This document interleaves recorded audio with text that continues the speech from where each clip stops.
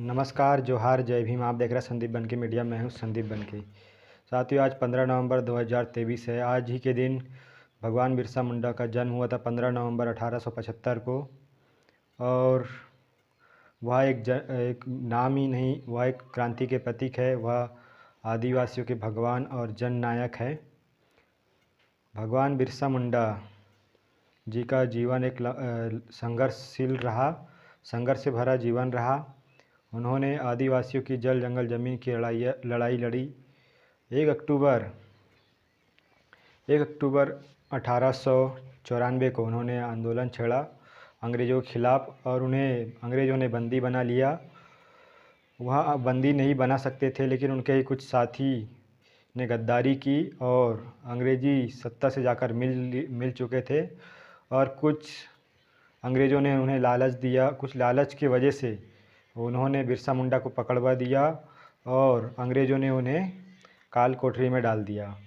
और जो उनके बारे में एक गलत भ्रांति फैलाई गई कि जो काल कोठरी में उन्हें जहर का इंजेक्शन देकर मारा गया था। यह सरासर बिल्कुल ही गलत बात है, गलत जानकारी है। क्योंकि बिरसा मुंडा जी को वहाँ जहर का इंजेक्शन नहीं दिया गया था, बल्कि उनके ज़िंदा शरीर से खाल खिंचवा लिया गया था, उनके नाखून उखाड़ लिए गए थे। बिरसा मुंडा जी को अंग्रेज़ों ने इतना प्रताड़ित किया, अति से ज़्यादा, बहुत ज़्यादा, और उन्हें मजबूर पूरी तरह से कोशिश की कि वह इस दस्तावेज़ पे साइन कर दे कि वह इस देश के मालिक नहीं है। लेकिन बिरसा मुंडा ने यहाँ लिखने से साफ मना कर दिया कि मैं इस देश का मालिक नहीं हूँ। बिरसा मुंडा रात भर इस तरह तड़पते रहे और सुबह उनकी जान चली गई।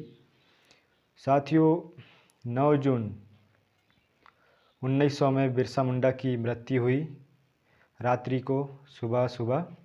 इस प्रकार बिरसा मुंडा जी ने समाज के लिए, आदिवासियों के लिए जान दे दी, लेकिन अपना हक अधिकार छोड़ने को तैयार नहीं थे।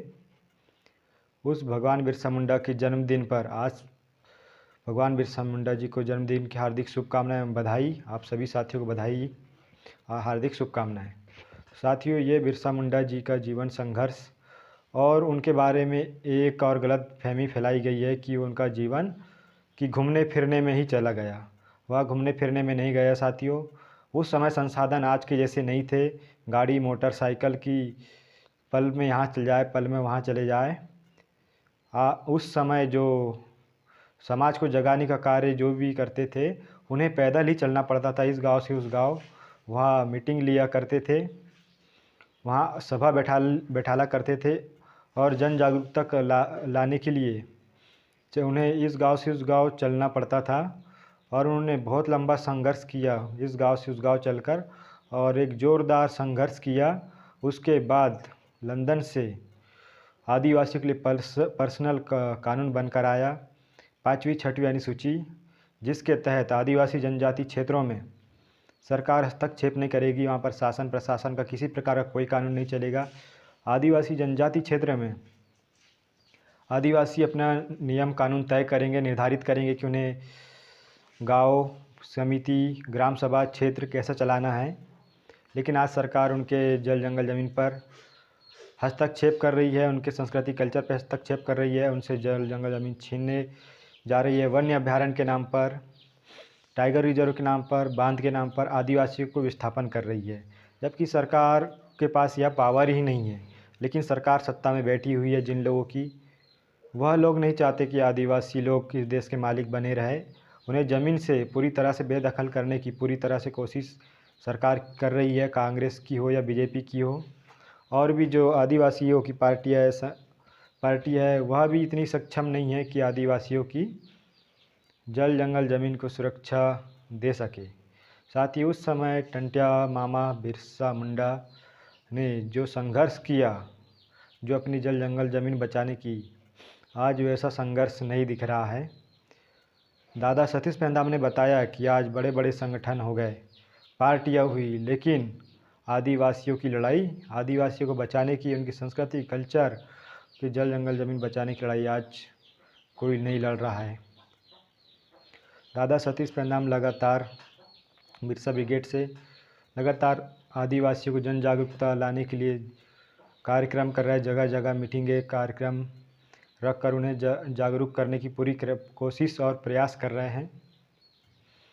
आप सभी साथियों को बता दें कि जो बिरसा मुंडा जी थे, उनका जो आंदोलन था, उनका जो लोग मानते हैं बिरसा मुंडा जी को, वो सिर्फ बिरसा मुंडा जी को मानते हैं, लेकिन बिरसा मुंडा की नहीं मानते। बिरसा मुंडा को मानना एक अलग बात होती है, वह तो कांग्रेस बीजेपी के लोग भी मानते हैं और दूसरी संगठन पार्टियां भी मानती है, लेकिन बिरसा मुंडा को मानना और बिरसा मुंडा की मानना दोनों में बहुत बड़ा अंतर है, दोनों में फ़र्क है। बिरसा मुंडा की अगर वह मानते तो वह आदिवासियों की जल जंगल ज़मीन उन्हें देते और उनकी जो क्षेत्र है 5वीं अनुसूची 6वीं अनुसूची में क्षेत्र में लागू करते और उनकी जल जंगल ज़मीन और उनकी शिक्षा एजुकेशन व्यवस्था अच्छी बेहतर करते। लेकिन आज आदिवासी जनजाति क्षेत्र में आप जाकर देखिए, जो पहले उनकी स्थिति थी आज भी वही स्थिति है।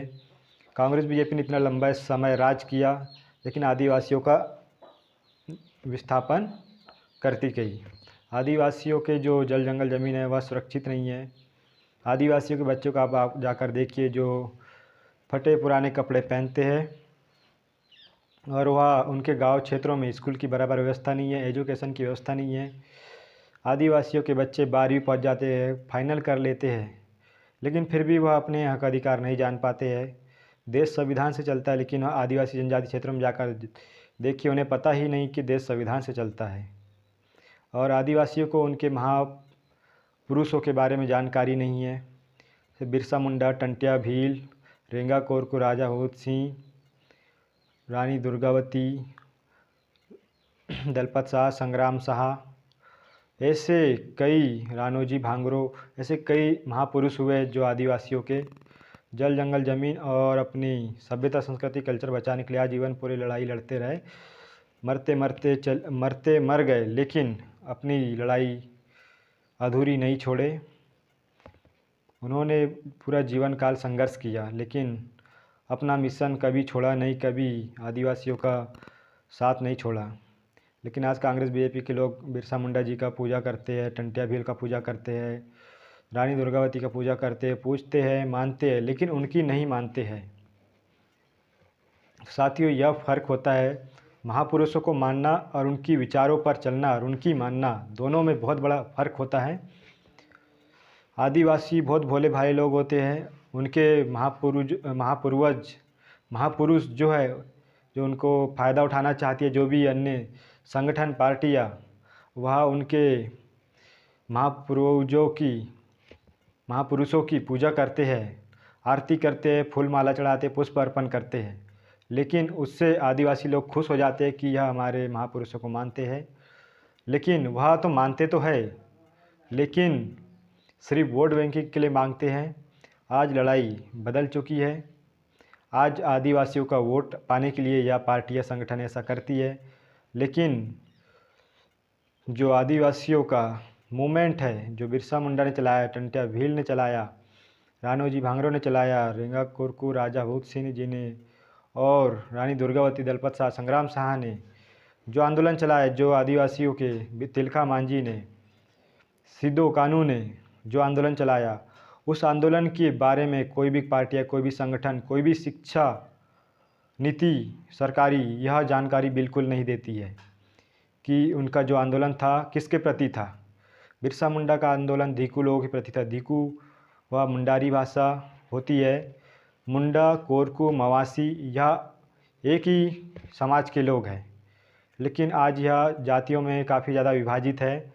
इससे आदिवासियों को एक दूसरे को समझने में, जानने में, उस क्षेत्र में जाते तब उन्हें पता चलता है कि यह हमारे समाज के लोग हैं। जब वह एक दूसरे से अपनी भाषा में जब बात करते तब उन्हें पता चलता है कि यह हमारे समाज के लोग हैं।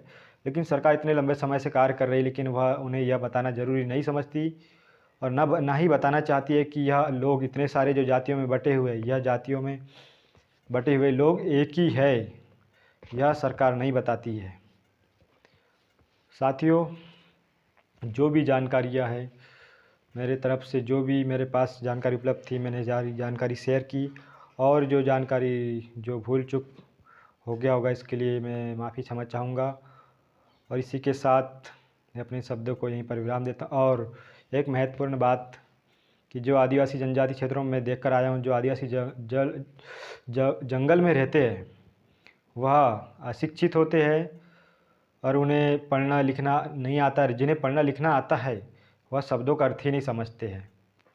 और वह हिंदी तो अभी के जो युवा पीढ़ी है वह तो पढ़ पा रहा है, लेकिन वह इंग्लिश जानते ही नहीं है, जबकि सारे कामकाज इंग्लिश में होते हैं। हाई कोर्ट हो, सुप्रीम कोर्ट हो, सारे दस्तावेज इंग्लिश में ही पास कराए जाते हैं, जिसका अर्थ आदिवासी लोग नहीं जानते हैं और उनके साथ धोखाधड़ी से वह साइन करा लेते हैं।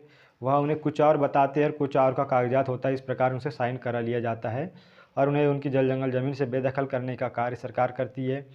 इसलिए मैं चाहूँगा कि सरकार इस पर पहल नहीं करेगी, प्रयास नहीं करेगी। ये इसमें जो समाज सेवा करने वाले लोग हैं, इस पर मैं चाहूँगा कि वे लोग इस पर पहल करें। समाज सेवक लोग, संगठन वाले लोग कि आदिवासियों के लिए प्राइवेट स्कूल की व्यवस्था कराई जाए, जहाँ पर उन्हें उनके संस्कृति, कल्चर और उनके महापुरुषों के बारे में पढ़ाया जाए, उनका आंदोलन किया था।